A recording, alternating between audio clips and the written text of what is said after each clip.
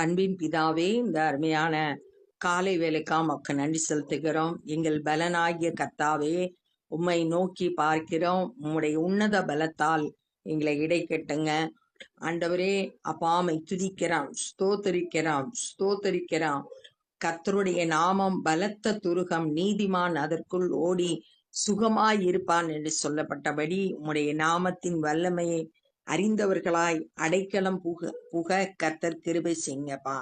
இந்த நாளின் வேத தியானத்தை எங்களுக்கு ஆசீர்வதித்து தாங்க.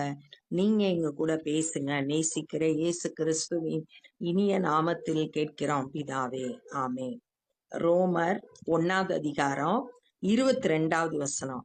அவர்கள் தங்களை ஞானிகள் என்று சொல்லியும் பைத்தியக்காரராகி, அவர்கள் இங்க சொல்லப்பட்டிருக்கு, மேல சொல்லியிருக்கு தேவனை அறிந்தும் அவரை தேவன் என்று மகிமைப்படுத்தாமலும் ஸ்தோத்தரியாமலும் இருக்கிறவங்களை குறிச்சு சொல்லியிருக்கு. தேவனை அறிந்த நம்ம ஒவ்வொருவரும் ஆண்டவரை மகிமைப்படுத்தணும், ஸ்தோத்திரம் செலுத்தணும், அவரை ஹானர் பண்ணணும், அவருக்கு நன்றி சொல்றவங்களா இருக்கணும். அப்படி இல்லைன்னா சிந்தனையில வீணராயிரும், நம்மளோட இருதயம் இருளடைந்துரும். முன்னாடி வசனத்துல நம்ம வாசிச்சோம். அப்படிப்பட்டவர்கள் தங்களை ஞானின்னு நினைச்சுக்கிறாங்க, எல்லாம் எங்களுக்கு தெரியும் அப்படின்னு நினைக்கிறாங்க. ஆனா உண்மையிலே அவங்க பைத்தியக்காரரா இருக்கிறாங்க. அழிவில்லாத தேவனுடைய மகிமையை அழிவுள்ள மனுஷர்கள், பறவைகள், மிருகங்கள், ஊரும் பிராணிகள் ஆகிய இவைகளுடைய ரூபங்களுக்கு ஒப்பாக மாற்றினார்கள். தேவன் அழியாதவர், அவருடைய மகிமையும் அழியாதது, என்றென்றைக்கும் நிலைத்திருக்கக்கூடியது. ஆனா மனுஷர்கள், பறவைகள், மிருகங்கள், ஊரும் பிராணிகள் இதெல்லாம் மரித்து போகக்கூடியது, அழிந்து போகக்கூடியது. ஆனா தேவன் இருக்க வேண்டிய இடத்துல மனிதர்களை கொண்டு பறவைகள், விலங்குகள் இவைகளோட ரூபத்தை தெய்வமா வழிபடுறாங்க. அப்படி மாத்திட்டாங்க. தேவனுக்கு பதிலா இத வழிபட்டு அவருக்கு ஒப்பாக இத மாற்றிட்டாங்க. இதன் நிமித்தம் அப்படி செய்ததனால அவர்கள் தங்கள் இருதயத்தில் உள்ள இச்சைகளினாலே ஒருவரோடு ஒருவர் தங்கள் சரீரங்களை அவமானப்படுத்தத்தக்கதாக தேவன் அவர்களை அசுத்தத்திற்கு ஒப்பு கொடுத்தார். தேவனை மகிமைப்படுத்தி வாழ வேண்டிய அவர்கள் தேவனுக்குரிய கனத்தை கொடுக்காம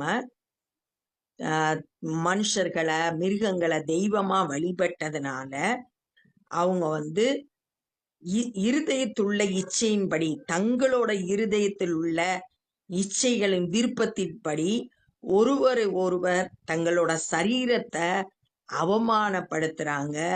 தேவன் அவர்களை அசுத்தத்துக்கு ஒப்பு கொடுத்துட்டாரு, அசுத்தத்தை செய்யும்படியா ஒப்பு கொடுத்துட்டாரு அப்படின்னு பாக்குறோம். நம்மளோட சரீரம் தேவன் வாசம் பண்ணுகிற ஆலயமா இருக்கு.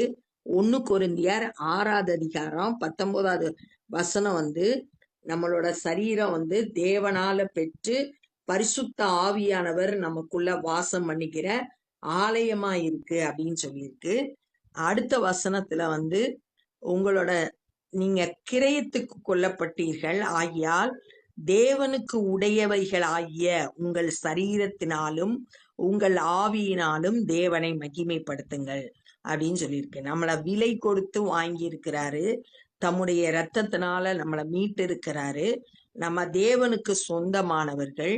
நம்முடைய சரீரமும் தேவனுக்கு சொந்தமானது. ஆனா இங்க அந்த சரீரத்தை அவமானப்படுத்தத்தக்கதாக தேவன் அசுத்தத்துக்கு ஒப்பு கொடுத்துட்டாரு.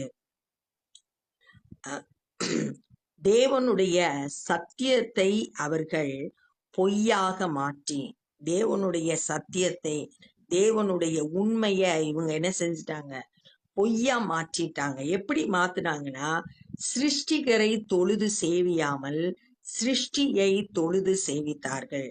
படைத்த தேவனை மறந்து படைக்கப்பட்டவைகளை வணங்குறாங்க. தேவனால படைக்கப்பட்ட மனிதர்களை, மிருகங்களை, பிராணிகளை வணங்குறவங்களா இருக்கிறாங்க. அதனால தேவனுடைய சத்தியத்தை அவர்கள் பொய்யா மாற்றிட்டாங்க. அவரே என்றென்றைக்கும் ஸ்தோத்தரிக்கப்பட்டவர். ஆமென். அவர்தான் என்றென்றைக்கும் தேவன்தான் ஸ்தோத்திரங்களுக்கு பாத்திரமானவர், துதிக்கப்படத்தக்கவர் அவர்தான். ஆமென். இதன் நிமித்தம் தேவன் அவர்களை இழிவான இச்சை ரோகங்களுக்கு ஒப்பு கொடுத்தார். எதனால? அவங்க சிருஷ்டிகர தொழுத தேவனை விட்டு வழி விலக்கி தங்களுக்கு விருப்பமான ஆராதனையை செய்கிறபடியினால மிருகங்களையும் பறவைகளையும் மனிதர்களையும் ஆராதனை செய்கிறதுனால தேவன் அவர்களை இழிவான இச்சை ரோகங்களுக்கு ஒப்பு கொடுத்துட்டார். அந்தபடியே அவர்களுடைய பெண்கள் சுவாப அனுபவத்தை சுவாபத்துக்கு விரோதமான அனுபவமாக மாற்றினார்கள். என்ன ஆச்சுன்னா, தேவன் அவர்களை இழிவான இச்சை ரோகத்துக்கு ஒப்பு கொடுத்ததுனால சுவாபமா அனுபவிக்க வேண்டிய காரியங்களை விரோதமா அவங்க சுவாபத்துக்கு மாறா இயற்கையா கடவுள் படைச்சத ஆணும் பெண்ணுமாக படைச்சாரு. ஆனா அதுக்கு விரோதமா, அந்த இயற்கைக்கு பிரமாணத்துக்கு விரோதமா இவங்க செயல்படுறாங்க. எப்படின்னா, பெண்களோடு தவறான உறவு வைத்து கொண்டு ஹோமோசெக்சுவல்ன்ற பாவத்துக்கு அவங்க இடம் கொடுக்கறாங்க. அப்படியே ஆண்களும் பெண்களை சுவாபப்படி அனுபவியாமல், ஆண் பெண்ணை திருமணம் செய்து அனுபவியாம ஒருவர் மேல் ஒருவர் விரக தாபத்தினாலே பொங்கி ஆணோடைய ஆண் அவலட்சணமானதை நடப்பித்து ஆணோடு தவறான உறவு வைத்துக் கொள்கிறான். ஹோமோசெக்சுவல்ன்ற பாவம், ஓரின சேர்க்கைன்ற பாவம், இது தேவனுக்கு விரோதமாய் செய்யப்பட்டது. இயற்கைக்கு மாறுபட்ட உறவு. அந்த இதை நடப்பித்து தங்கள் தப்பிதங்கத்திற்கு தகுதியான பலனை தங்களுக்குள் அடைந்தார்கள். அவங்க செய்த தப்புக்கு ஏற்ற பலனை அவங்க அடைகிறாங்க. தேவனை அறியும் அறிவை பற்றி கொண்டிருக்க அவர்களுக்கு மனதில்லாதிருந்தபடியால், ஆண்டவரை அறிந்திருக்கிறாங்க, அதை தொடர்ந்து பற்றி கொள்ள அவங்களுக்கு மனசு இல்லை. ஆண்டவரோடு கூட இசைந்து ஆண்டவருடைய வார்த்தைக்கு கீழ்ப்படிஞ்சு ஆண்டவரை கனம் பண்ணி ஸ்தோத்தரித்து வாழ அவங்களுக்கு மனசு இல்லை. அதனால தகாதவைகளை செய்யும்படி தேவன் அவர்களை கேடான சிந்தைக்கு ஒப்பு கொடுத்தார். தகாததை செய்யறதுக்கு அவங்களுக்கு கேடான சிந்தைக்கு ஒப்பு கொடுத்தார். அவங்க சிந்தனை எப்படி மாறிடுச்சுன்னா, கேடான சிந்தனை உள்ளதா இருக்கு. அதன் விளைவு தகாததை செய்யறவங்களா மாறிட்டாங்க. முதல்ல சிந்தனை பாதிக்கப்படுது, அதனோட விளைவு தகாதவைகளை செய்யறவங்களா இருக்கிறாங்க. அவர்கள் சகலவித அநியாயத்தினாலும் வேசித்தனத்தினாலும் துரோகத்தினாலும் பொருள் ஆசையினாலும் குரோதத்தினாலும் நிறையப்பட்டு, அநியாயம், வேசித்தனம், துரோகம், பொருளாசை, குரோதம், விரோதம் இதால நிரப்பப்பட்டாங்க. இப்ப இந்த 2 வசனமும் 29, 30, 31 இந்த 3 வசனங்களும் ஒரு தேவன் இல்லாத ஒரு மனிதனுடைய வாழ்க்கை எப்படி இருக்கும் அப்படின்னு காட்டுது. தேவன் இல்லைன்னா பிசாசுக்கு அடிமைப்பட்டுருவாங்க. அப்ப அவனுடைய சாயலா என்ன செஞ்சிடறாங்க, மாறிடுறாங்க. பிசாசோட குணம் அவங்களுக்குள்ள வந்துருது. நிறையப்பட்டு பொறாமையினாலும் கொலையினாலும் வாக்குவாதத்தினாலும் வஞ்சகத்தினாலும் வன்மத்தினாலும் நிறைந்தவர்களாகி, பொறாமை, கொலை, வாக்குத்தத்தம்னா வார்த்தைகள்ல மாறுபாடான கருத்துக்களை பேசுறது, வஞ்சகம், வன்மம் தீக்கிறது, வன்மம் வச்சுக்கிறது, கோபம், அடுத்தவங்களுக்கு விரோதமா பகையை வச்சிருக்கிறது, இப்படிப்பட்டவைகளால் நிறையப்பட்டு புறம் கூறுகிறவர்களாய், மற்றவங்களை இல்லாத நேரம் அவங்கள பத்தி பேசுறது, அவதூறு பண்ணுகிறவர்களாய், மற்றவங்களை குற்றப்படுத்தி பேசுறது, தேவ பகைஞராய், ஆண்டவருக்கு எதிரா தேவனுக்கு பகையாளர்களா மாறிறாங்க. துரோகிரதம் பண்ணுகிறவர்களாய், அகந்தை உள்ளவர்களாய், பெருமை உள்ளவர்கள், வீம்புக்காரராய், பொல்லாதவைகளை யோசித்து பிணைக்கிறவர்களாய், பொல்லாத காரியத்தை யோசித்து அதை செய்யறாங்க. பெற்றாருக்கு கீழ்ப்படியாதவர்களாய், உணர்வில்லாதவர்களாய், உடன்படிக்கைகளை மீறுகிறவர்களாய், சுவாப அன்பில்லாதவர்களாய், இணங்காதவர்களுமாய், இரக்கம் இல்லாதவர்களாய் இருக்கிறார்கள். சரியான புரிந்து கொள்ளுதல் இல்ல, தேவனோடு உள்ள உடன்படிக்கையை மீறுறாங்க, அன்பில்லாதவர்களா, இரக்க குணம் இல்லாதவர்களாய் மாறுகிறாங்க. இப்படிப்பட்டவைகளை செய்கிறவர்கள் மரணத்துக்கு பாத்திரராய் இருக்கிறார்கள் என்று தேவன் தீர்மானித்த நீதியான தீர்ப்பை அவர்கள் அறிந்திருந்தோம். மேல சொல்லப்பட்ட காரியத்தெல்லாம் செய்தா மரணத்துக்கு பாத்திரவான்கள். ஏன்னா பாவத்தின் சம்பளம் மரணம் அப்படின்றதுனால இது மரணத்தை கொண்டு வந்துரும். பவுல் 1 கொரிந்தியர் 6ஆவது அதிகாரம் 9, 10 ஆகிய வசனங்கள்லையும், கலாத்தியர் 5ஆவது அதிகாரம் 19 இருந்து 21 வசனங்களிலும் இதே மாதிரி ஒரு லிஸ்ட் கொடுத்திருக்காங்க. மாம்சத்தின் கிரியைகள் எப்படிலாம் இருக்கும் அப்படின்னு சொல்லிட்டு சொல்லப்பட்டிருக்கு. அந்த 2 வசனத்திலையும் இதெல்லாம் செய்யறவங்க தேவனுடைய ராஜ்யத்துல சுதந்தரிப்பதில்லை அப்படின்னு சொல்லப்பட்டிருக்கு. அப்ப இங்க அததான் இங்க சொல்லியிருக்கு, மரணத்துக்கு பாத்திரவான்களாயிருக்காங்க. நித்திய ஜீவனை சுதந்தரித்து கொள்ள முடியாது, மரணத்துக்கு பாத்திரவான்களாயிருக்கிறாங்கன்றது தேவன் கொடுத்த நீதியுள்ள தீர்ப்பு. இது அவங்களுக்கு நல்லா தெரியும். தெரிஞ்சிருந்தும் அவைகளை தாங்களே செய்கிறதும் அல்லாமல், அந்த காரியங்களை தாங்க செய்யறது மட்டும் கிடையாது, அவைகளை செய்கிற மற்றவர்களிடத்தில் பிரியப்படுகிறவர்களுமாய் இருக்கிறார்கள். மற்றவங்க இந்த காரியத்தை செய்தா, இந்த பாவ செயல்களை செய்யும் போது அதை பிரியமா ஏற்றுக்கொள்றாங்க. தாங்களும் செய்யறாங்க, மற்றவங்க செய்யும் போது அதை பிரியமா ஏற்றுக்கொள்றாங்க. இதுதான் தேவன் இல்லாத ஒரு வாழ்க்கை. நம்ம அப்படி வாழக்கூடாது. தேவனுக்கு இடம் கொடுத்து நம்மளை தேவன் ஆளுகை செய்து அவருடைய சாயலா நம்ம மாறணும். அது இந்த மாதிரி பிசாசுக்கு இடம் கொடுத்து பிசாசுடைய செயல்கள் நம்ம வாழ்க்கையில காணப்படக்கூடாது. அப்ப இந்த நாள்ல என்னெல்லாம் கற்றுக்கொண்டோம்னா, தேவனை அறிந்தும் அவரை ஸ்தோத்தரிக்காத ஜனங்கள், மகிமைப்படுத்தாதவங்க ஞானின்னு சொல்றாங்க, ஆனா உண்மையிலே அவங்க பைத்தியக்காரங்க. அவங்க என்ன செய்யறாங்கன்னா, தேவனுடைய மகிமைய, அழியாத அந்த தேவனுடைய மகிமைய அழிவுள்ள மனுஷர், பறவைகள், மிருகங்கள் அதனோட ரூபத்துக்கு மாத்திடுறாங்க.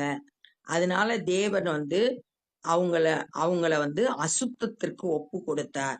அவங்க தங்களோட சரீரத்தை அவமானப்படுத்துறாங்க, தங்களுடைய சொந்த இருதயத்தினுடைய இச்சைகளுக்கு இடம் கொடுத்து தங்களோட சரீரத்தை அவமானப்படுத்துறாங்க. சிருஷ்டிகரை தொழுது கொள்ளாம தேவனால் படைக்கப்பட்டவைகளை தொழுது கொள்றதுனால அவங்க இந்த மாதிரி சத்தியத்தை பொய்யா மாத்திராங்க. தேவனை ஒருத்தர் தான் ஸ்தோத்தரிக்கப்படத்தக்கவ. ஆனா இவங்க அதை செய்யாதனால இழிவான இச்சை ரோகங்களுக்கு தேவன் அவர்களை ஒப்பு கொடுத்தார். பெண் பெண்ணோடையும் ஆண் ஆணோடையும் தவறான உறவு கொண்டு ஓரின சேர்க்கைன்ற பாவத்துக்கு அடிமையிலாகிறாங்க. அவங்க செய்த இந்த தப்பான காரியத்திற்கான பலனை அவங்க அடைந்து கொள்ளுவாங்க. தேவனை அறிந்து கொண்ட அவர்கள் அதை பற்றி கொள்ள தொடர்ந்து அதுல நிலைத்திருக்க மனதில்லாதனால தகாதவைகளை செய்யும்படி தேவன் கேடான சிந்தனைக்கு ஒப்பு கொடுத்துறாரு. அவங்க கேடானத சிந்தித்து தகாதவைகளை செய்கிறவங்களா இருக்கிறாங்க. அப்புறம் ஒரு பெரிய லிஸ்ட் கொடுக்கப்பட்டிருக்கு. அந்த காரியங்கள் எல்லாம் அநியாயம், வேசித்தனம், துரோகம், பொருளாசை, குரோதம், கொலை, பொறாமை, வாக்குவாதம், வஞ்சகம், வன்மம், புறங்கூறுதல், அவதூறு, தேவ பகையர், துரோகிரதம், அகந்தை, வீம்பு, பொல்லாதவைகளை யோசித்து பிணைத்தல், பெற்றோருக்கு கீழ்ப்படியாதது, உணர்வில்லாதது, தேவனோடு உள்ள உடன்படிக்கையை மீறுகிறது, சுவாப அன்பில்லாதது, இரக்கம் இல்லாதவங்களா இருக்கிறாங்க. இப்படிப்பட்டவங்க மரணத்துக்கு பாத்திரவான்கள், நித்திய ஜீவனை சுதந்தரிக்க முடியாது. இதுதான் தேவனுடைய தீர்ப்பு.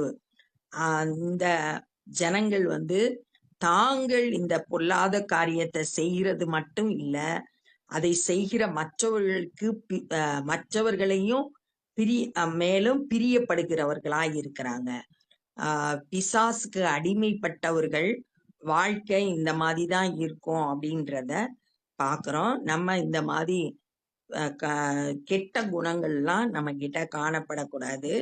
நம்ம தேவ சாயலா, தேவனுக்கு பிரியமானதை மாத்திரம் செய்கிறவங்களா, ஆவியானவரால் வழி நடத்தப்பட்டவங்களா, ஆவியின் கனிகள் நிறைந்தவர்களா காணப்படணும் அப்படின்றத இந்த நாள்ல நம்ம தியானிச்சோம். இப்ப ஆண்டவருடைய கரத்துல நம்மளை ஒப்பு கொடுப்போம்.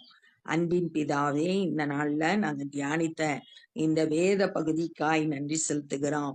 தேவன் இல்லாத ஒரு மனுஷனுடைய வாழ்க்கையில எவ்வளவு மோசமான குணங்கள் வெளிப்படுது அப்படின்றத தியானித்தோம். ஆண்டவரே, நாங்க ஜாக்கிரதை உள்ளவர்களாய், உம்மை சேவிக்கிறவர்களாய், உம்மை பிரதிபலிக்கிறவர்களாய், பரிசுத்த ஆவியானவருக்கு இந்த காலை வேளையில எங்களை முற்றிலுமாய் ஒப்பு கொடுக்கிறோம். ஆண்டவரே, எங்களுக்குள்ளாய் ஆவியின் கனிகள் காணப்படணும். ஆண்டவரே, உம்மை போல எங்களை மாற்றுங்க. பரிசுத்த ஆவியானவர் ஆண்டவரே எங்களுக்கு உணர்த்தி காட்டும்படியாய் செபிக்கிறோம். ஆண்டவரே ஸ்தோத்திரம், எங்களை போதித்து நடத்தும்படியாய் செபிக்கிறோம். ஆண்டவரே, இந்த காலை வேளையில எங்களை முற்றிலுமாய் உம்முடைய கரத்துல ஒப்பு கொடுக்கிறோம். நீர் எங்களை ஆளுகை செய்து வழி நடத்துங்க. எல்லா தீமைக்கும் விலக்கி காத்து கொள்ளுங்க. உமக்கு பயப்படுற பயத்தை ஒவ்வொருவருக்கும் தந்து வழி நடத்துங்க. இந்த நாள்ல சுவிசேஷ பணியை செய்கிறவர்களை உம்முடைய வல்லமையான கரத்துல எடுத்து பயன்படுத்துங்க. அநேக ரட்சிப்பை சுதந்திரித்து கொள்ள கிருபை தாரும். நாங்களும் சுவிசேஷ பணியை செய்ய உதவி செய்யுங்க. எல்லா துதி கன மகிமையும் மக்கே செலுத்துகிறோம். நேசிக்கிற இயேசு கிறிஸ்துவின் இனிய நாமத்தில் கேட்கிறோம் பிதாவே, ஆமென். என் ஆத்துமாவே கர்த்தரை ஸ்தோத்திரி, என் முழு உள்ளமே பரிசுத்த நாமத்தை ஸ்தோத்திரி. என் ஆத்துமாவே கர்த்தரை ஸ்தோத்திரி, கர்த்தர் செய்த சகல உபகாரங்களை மறவாதே. ஆமென். God bless you.